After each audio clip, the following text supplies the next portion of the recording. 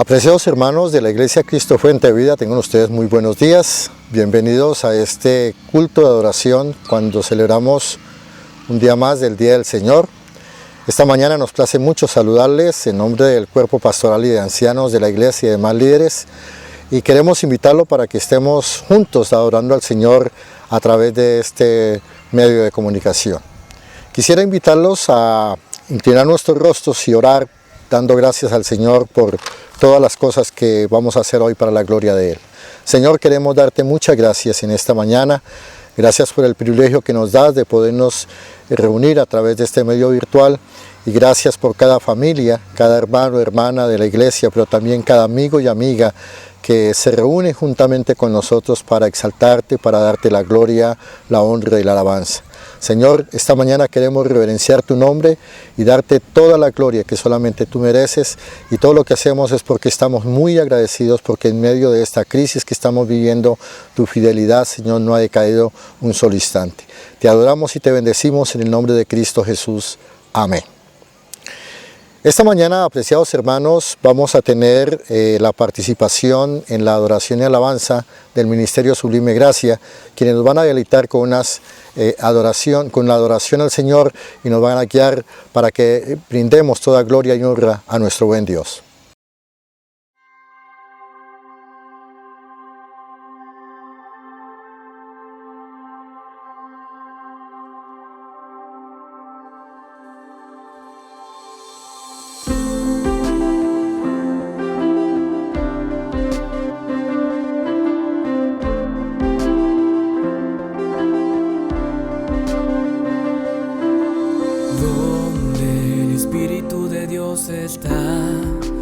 Hay libertad, puedo adorar. Todas mis culpas y maldades fueron borradas en la cruz. Libre soy, perdonado soy, solo por tu amor, no hay más condenación. Cristo me libertó. Caen las murallas, caen las cadenas, Dios destruyó. Libre soy, libre, Dios me hizo libre. Él venció la muerte por mí. Libre soy, libre soy.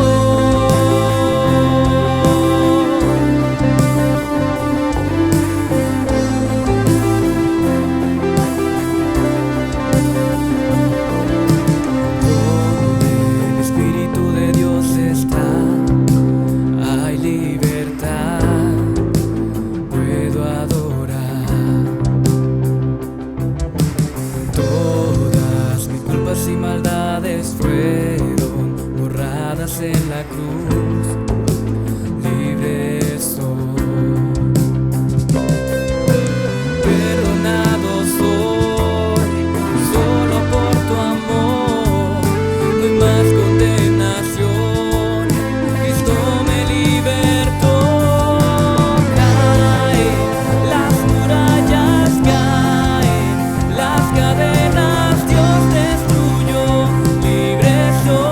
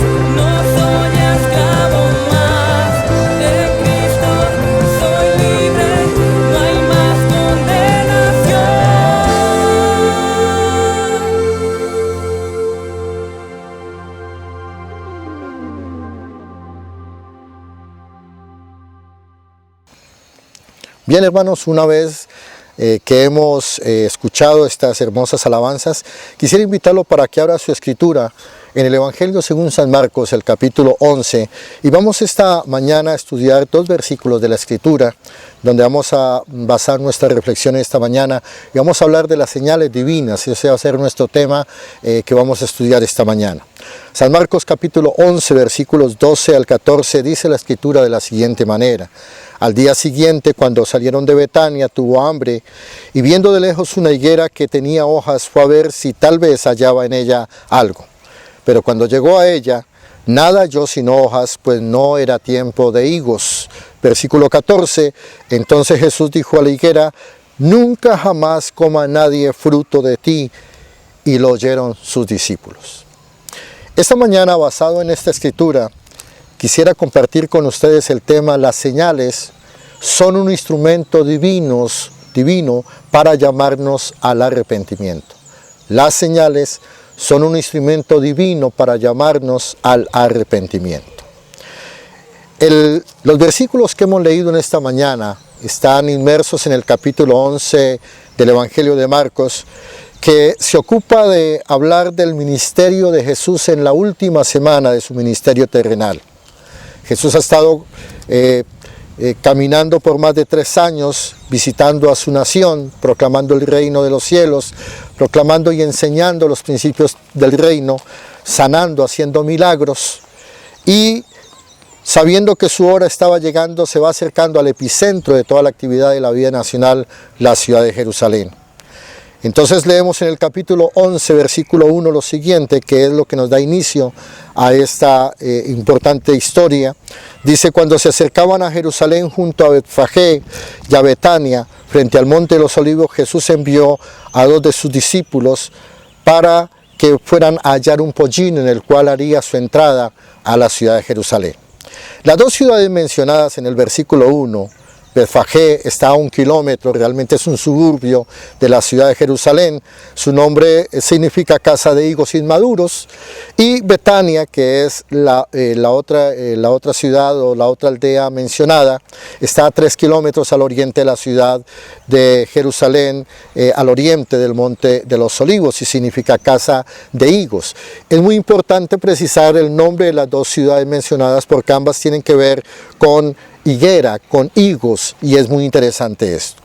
Entonces, a partir de ese versículo se mencionan algunas situaciones. Jesús entra el primer día de la semana a la ciudad y se presenta a la ciudad, que estaba atiborrada de visitantes. Se cree que más o menos para una fiesta como la Pascua, que es la fiesta que se va a generar en esta semana, más o menos venían a Jerusalén o se reunían aproximadamente 1 millón de personas. Es decir, que la ciudad estaba atestada de personas, y esa es la ocasión que Jesús utiliza para hacer su entrada.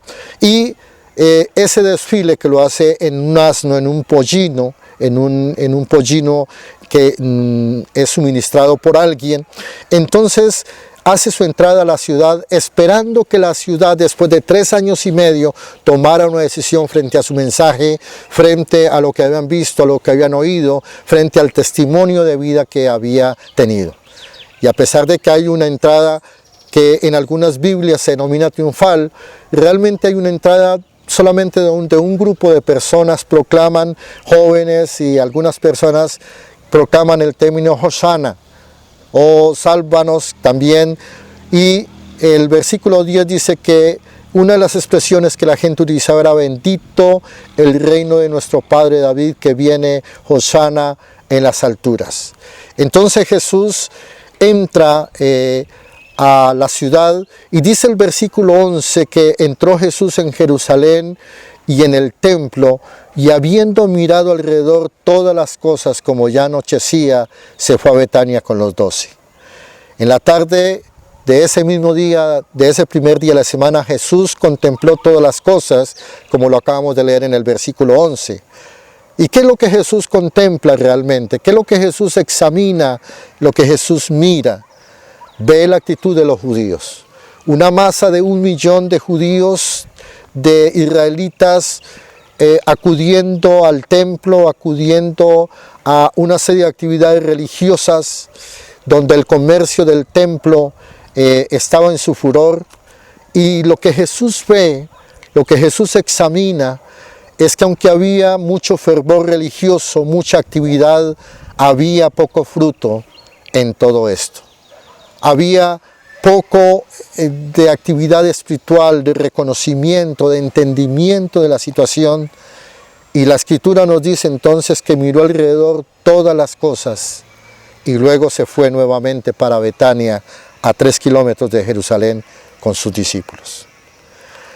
Eso nos lleva a entender, hermanos, varias cosas que quiero tratar esta mañana con ustedes. Las señales son un instrumento divino para llamarnos al arrepentimiento. Y Jesús va a utilizar una primera señal, y es la señal de la higuera, como advertencia de una vida sin fruto. La higuera se menciona por primera vez en la Biblia, en Génesis capítulo 3, versículo 7, y ahí aparece la palabra tená en el hebreo. Y por primera vez encontramos la palabra higuera con ocasión de que el hombre y la mujer han tomado el fruto que se les había prohibido. Y entonces le dice la Biblia que le fueron abiertos sus ojos, los ojos de ambos, y conocieron que estaban desnudos. Y dice la Escritura que entonces cosieron hojas de higuera, unas hojas anchas de esta planta ficus, y se hicieron delantales. Entonces la higuera es un símbolo de los esfuerzos humanos que se producen cuando el hombre, en este caso la primera pareja, descubre su pecado, descubren que están desnudos física y espiritualmente porque han violado la orden de Dios, el mandato de Dios, y entonces en un afán de cubrir las cosas, de esforzarse, entonces se cubren con delantales de higuera. Por eso la higuera es un símbolo del esfuerzo humano, un símbolo del esfuerzo del hombre que pretende agradar a Dios a través de sus propios medios, evadiendo la santidad de Dios. Pero Jesús, tomando el ejemplo de la higuera, va a enseñar a sus discípulos algo muy importante para entender la acción que iba a desarrollar ese mismo día. La Escritura dice que al día siguiente, es decir, el lunes, cuando salieron de Betania, tuvo hambre. Eso nos muestra la humanidad de Dios, la hipóstasis de Cristo. Y viendo de lejos una higuera que tenía hojas, fue a ver si tal vez hallaba en ella algo. Pero cuando llegó a ella, dice la Escritura, nada halló sino hojas, pues no era tiempo de higos. Jesús tiene hambre y ve esta higuera, el término griego psiqui, con hojas, pero no encuentra nada para comer. Ahora, aquí hay que puntualizar varios aspectos de por qué Jesús va a una higuera que tiene hojas, pero no tiene fruto, cuando el mismo Espíritu Santo inspiró a Marcos para decir que no era tiempo de higos. Una de las cosas que tenemos que entender es que esta escena del capítulo 11 de Marcos ocurre en el mes de Nisan. Nisan en el calendario hebreo es más o menos marzo, abril. Aquí estamos a finales de abril y no es época de higos, como bien lo relata el apóstol, lo relata Marcos. En marzo salen las hojas y también en marzo se produce la salida de unos pequeños frutos dentro de la higuera que los campesinos, tanto judíos como árabes, llaman tax.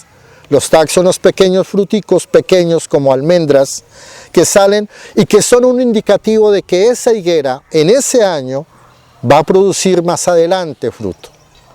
Lo que pasa es que Jesús va, mira las hojas, mira el desarrollo, pero no encuentra ningún tax. Y entonces, una de las cosas, al no encontrar estos precursores de los frutos, indican que esta era una higuera que iba a ser infructífera, es decir, que ese año en particular no iba a dar ningún fruto. Los frutos habitualmente aparecen en el mes de Sivan, que es mayo-junio, y entonces profiere esta sentencia, pero esa sentencia no era porque no hubiera encontrado nada de comer, era una sentencia que era instrumental para la nación de Israel. Era una ocasión pedagógica para mostrar que así como la higuera tenía grandes hojas y era muy prometedora, pero no tenía fruto, eso mismo se aplicaba a Israel y que la nación sería duramente castigada por su incredulidad y la falta de arrepentimiento. Israel mostraba aparente espiritualidad, muchas hojas, frondosas hojas, pero no tenía absolutamente nada de fruto. ¿Por qué Jesús utiliza esta enseñanza? Porque la higuera también debe mostrarse como un símbolo de arrepentimiento. Acompáñenme por favor al Evangelio de Lucas, al capítulo 13, los versículos 1 al 9. Jesús en esta ocasión llama al arrepentimiento y Lucas capítulo 13 nos dice que en este mismo tiempo estaban allí algunos que le contaban acerca de los galileos cuya sangre Pilato había mezclado con los sacrificios de ellos. Respondiendo Jesús les dijo: ¿pensáis que estos galileos, porque padecieron tales cosas, eran más pecadores que todos los galileos? Os digo no. Si no os arrepentís, todos pereceréis igualmente. Los galileos están compartiendo con Jesús una serie de historias, 2 eventos, y esos eventos aparentemente sucedieron en la historia, eran conocidos de la gran mayoría de personas, y el primer ejemplo que le colocan a Jesús es el de unos galileos atacados por soldados presumiblemente de Poncio Pilatos, según el verso 3, y que su sangre al ser atacados se mezclaron con los sacrificios que estaban presentando. Luego en el versículo 5, el versículo 4, hay un segundo evento que nos menciona. Y es 18 personas que estaban en la localidad de Siloé, a los cuales les cayó una torre y los mató. Y Jesús pregunta: ¿pensáis que eran más culpables que todos los hombres que habían en Jerusalén? Os digo no. Antes, si no os arrepentís, todos pereceréis igualmente. Estos 2 eventos muestran la situación de que nadie, ningún hombre, está exento o es más malo que otro. Hoy en medio de esta pandemia de COVID-19 que tenemos, muchos pensamos que los cristianos somos mejores que otros o que hay personas que son mejores que otros porque la pandemia no ha llegado. Pero la verdad, hermano, es que esto es una manifestación de la gracia de Dios. No hay personas mejores que otras. Jesús lo dice: si no os arrepentís, todos pereceréis igualmente. Y eso es una palabra también para nosotros, para los amigos que nos escuchan, para todas las personas. Si no nos arrepentimos, si no examinamos, si no podemos leer estos tiempos, si no ponemos atención especial a qué estamos viviendo, finalmente tendremos que repetir de nuevo la historia que nos enseña este evento del versículo 3, del capítulo 13. El versículo 6, aprovechando esta ocasión, Jesús dice lo siguiente: dijo también esta parábola: tenía un hombre una higuera plantada en su viña. Note, una higuera plantada en su viña, y vino a buscar fruto de ella y no lo halló. Y dijo al viñador: he aquí hace 3 años que vengo a buscar fruto en esta higuera y no lo hallo. Córtala para que no inutilice también la tierra. Entonces él respondiendo le dijo: Señor, déjala todavía este año hasta que yo cabe alrededor de ella y la abone, y si diere fruto bien, o si no, la cortarás después. La higuera demora 3 años en dar fruto. Israel había estado durante 3 años escuchando el mensaje salvador de Cristo, el mensaje de vida de Cristo. Había visto las obras maravillosas que Cristo había hecho en medio de ellos por 3 años y no había fruto de arrepentimiento, no había fruto espiritual para mostrar. La nación seguía obstinada en su religiosidad sin fruto, seguía obstinada en su cultura sin fruto, seguía obstinada en su tradición sin fruto durante más de 3 años. Mis hermanos, para aplicar un poco lo que estamos pasando, ¿qué te dice a ti este tiempo de pandemia? ¿Quieres que pase rápidamente la pandemia para seguir sin fruto? ¿Quieres seguir, al igual que la nación de Israel, caminando y preocupándose por las cosas materiales y no por darle fruto al Señor? Esta es una buena pregunta que nos hallamos. Sin fe, sin cambios, Israel iba a ser cortada. La iglesia sin cambios, sin fe, posiblemente termine en un juicio al igual que el que está teniendo el mundo entero. Esto nos lleva a pensar en la segunda señal, y es la señal de la limpieza del templo como advertencia de una religión sin fruto. Ese segundo punto de la señal de la limpieza del templo como advertencia de una religión sin fruto, hay que entenderlo a la luz de lo que sucede en Marcos, luego de que Jesús maldice la higuera. El versículo 15 nos dice: vinieron pues a Jerusalén, y entrando Jesús en el templo comenzó a echar fuera a los que vendían y compraban en el templo, y volcó las mesas de los cambistas y las sillas de los que vendían palomas. Y no consentía que nadie atravesase el templo llevando utensilios alguno, y les enseñaba diciendo: no está escrito, mi casa será llamada casa de oración para todas las naciones, mas vosotros la habéis hecho cueva de ladrones. El templo, mis hermanos, era el centro de la vida espiritual de la nación. El templo gozaba de unas características importantes, y cuando estamos hablando del templo tenemos que entender que este es el segundo templo remodelado. El primer templo fue construido por Salomón en el año 950 y fue destruido por el pecado de la nación por parte de los babilonios en el año 586. Luego viene el segundo templo, que se reconstruye por Zorobabel, que se construyó entre el 520 y 516. Era un templo más pequeño que el de Salomón. Pero algo que es de resaltar es que durante más de 70 años la nación perdió el privilegio de congregarse. Ageo y Zacarías, los dos profetas que nos mencionan esto, hablan de que este es el templo que se construye después de que la nación haya estado 70 años en el cautiverio sin poderse congregar. En el año 20 a.C. se inició la remodelación de este segundo templo y su ampliación. Se tomaron los planos, las estructuras de este primer templo, y dejó un santuario de 480 metros por 300 de ancho, algo descomunal para la época. El pináculo del templo medía 60 metros de alto. Herodes recubrió toda la construcción del templo con mármol blanco y placas de oro en medio de una gran explanada. Y el nuevo templo incorporó un espacio que no existía ni en el primero ni en el segundo templo, y fue el Atrio Gentium, el atrio de los gentiles. Y precisamente cuando la escritura amarra que Jesús entró en el templo, realmente entra es al atrio de los gentiles.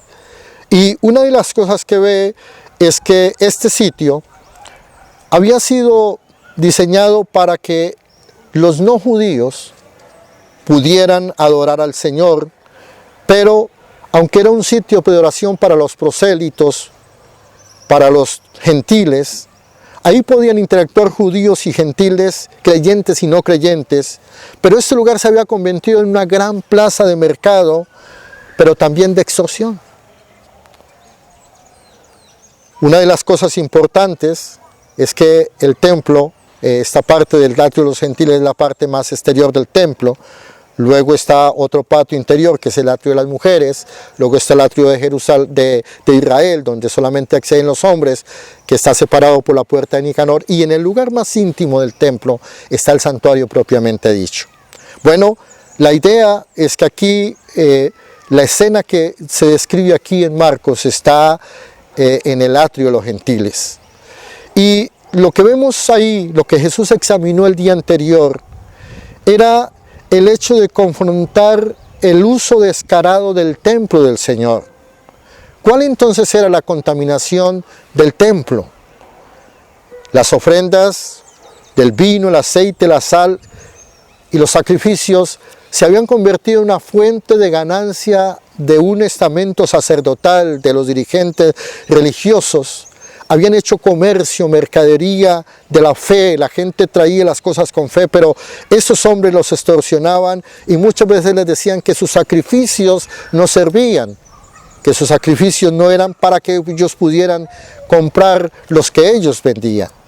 Se extorsionaba también a los peregrinos para que adquiriesen productos ritualmente puros según el comercio que estaba en manos de los dirigentes religiosos. Es decir, habían hecho mercadería de la fe como está sucediendo hoy en día y por lo cual también Dios ha traído este juicio. Los cambistas engañaban a los fieles en la tasa de cambio para pagar el impuesto anual del templo. Recordemos que según Éxodo 30:12, cada judío tenía que anualmente pagar un impuesto, un tributo al templo, el medio ciclo, y traían monedas extranjeras que tenían efigies y ellos le decían: esas monedas no sirven, tienen que pagar en la moneda del templo, cobrando una sobretasa por el cambio, y esto era un enriquecimiento ilícito. El atrio pues se había convertido en un sitio de tránsito normal también para cortar distancias entre un sector de la ciudad y otro, es decir, lo habían cogido de paso, y eso entonces degradaba totalmente el sentido del templo. Entonces el templo viene a ser un símbolo, una señal de falsa fe. Jesús muestra por la palabra, y Jesús va a citar las palabras de Isaías 56:7, tal como aparecen en la Septuaginta, palabra por palabra. Y Jesús les muestra cuál era el propósito verdadero del templo y del culto al Señor, que estaba corrompido en su propósito. De tal manera que Jesús, utilizando la analogía de la higuera estéril, les muestra que la religión y la forma como estaban adorando era totalmente estéril y sin fruto, como sucede con muchos de nuestros cultos hoy en día, como sucede con muchas de las cosas que nosotros estamos haciendo. Al igual que los judíos, nosotros también estamos más preocupados por la ropa, por la vestimenta del coro, estamos preocupados por los instrumentos, estamos preocupados por toda la tecnología, pero poco por llevar fruto realmente cuando nos rendimos en culto agradable y perfecto al Señor. De tal manera que Jesús expulsa de su templo, del templo de Él, a toda la tradición religiosa que solo usaba y buscaba el lucro y la vida sin fruto. Jesús con este acto toma autoridad verdadera sobre su templo. El profeta Malaquías en el capítulo 3 habla exactamente de esto y lo corrobora también el profeta Oseas en el capítulo 9, versículo 13. Los líderes religiosos toman una actitud muy violenta contra Jesús. Cuando Jesús expulsa a todas estas personas, toman una actitud terrible. Dice el versículo 18, y lo oyeron los escribas y los principales sacerdotes y buscaban cómo matarle, porque le tenían miedo, por cuanto todo el pueblo estaba admirado de su doctrina. Mis hermanos, los líderes religiosos, en lugar de arrepentirse, buscaban la forma de matarlo. Yo creo que es momento de que nosotros entendamos esta señal del COVID-19 como una señal divina para llamarnos al arrepentimiento. Perdimos el privilegio de congregarnos porque muchos despreciamos el congregarnos el día del Señor. Muchos de nosotros preferíamos irnos a otro lugar o no ir, porque despreciábamos el hecho de la bendición, el privilegio de congregarnos, así como los judíos despreciaron el privilegio de tener el templo, de tener al Mesías durante más de 3 años visitando el templo cada vez que venía a Jerusalén. Hay mucho desprecio por la cena del Señor y perdimos el privilegio de la cena del Señor. Hoy anhelamos nuevamente reunirnos, hoy anhelamos nuevamente predicar, hoy anhelamos nuevamente muchas cosas, porque durante mucho tiempo vivimos una vida sin fruto. Por eso en el versículo 13 de Marcos, y con esto termino, el versículo 28 al 31 dice lo siguiente: de la higuera aprended la parábola. Cuando ya su rama está tierna y brotan las hojas, sabéis que el verano está cerca. Así también vosotros, cuando veáis que suceden estas cosas, conoced que está cerca a las puertas. De cierto os digo que no pasará esta generación hasta que todo esto acontezca. El cielo y la tierra pasarán, pero mis palabras no pasarán. ¿Qué decisión tomaremos al respecto frente a los tiempos y las señales? Muchas personas quieren que el COVID-19 pase rápidamente, que este aislamiento social termine rápido. La pregunta nuevamente es, ¿para qué quiere que pase rápido? ¿Para seguir teniendo una vida social sin fruto? ¿Para seguir teniendo una relación con una religión sin fruto? ¿Para seguir teniendo una vida espiritual sin fruto? ¿Para tener un proyecto de vida sin fruto? El Señor nos está haciendo un llamado y nos está previniendo y nos está dando señales que son un instrumento divino para llamarnos a un cambio de mentalidad, a un cambio de actitud, a un cambio en todos los sentidos de la vida. Como iglesia tenemos que cambiar. Usted, amigo que nos ve, tiene que tomar una decisión. Y la mejor decisión que usted puede tomar es encomendar su vida a Cristo. Es depositar y poner fe en el sacrificio perfecto que Cristo hizo en la cruz del Calvario. Que no le suceda lo que le sucedió a ese millón de testigos que incluso asistieron a la crucifixión de Cristo el día de Pascua. La experiencia de rechazar a Cristo es funesta. Es un rechazo que te va a colocar lejos de Dios, ausente de Dios por la eternidad. Pero hoy es un día de esperanza para ti. Que Dios te bendiga, que Dios nos guarde y nos ayude.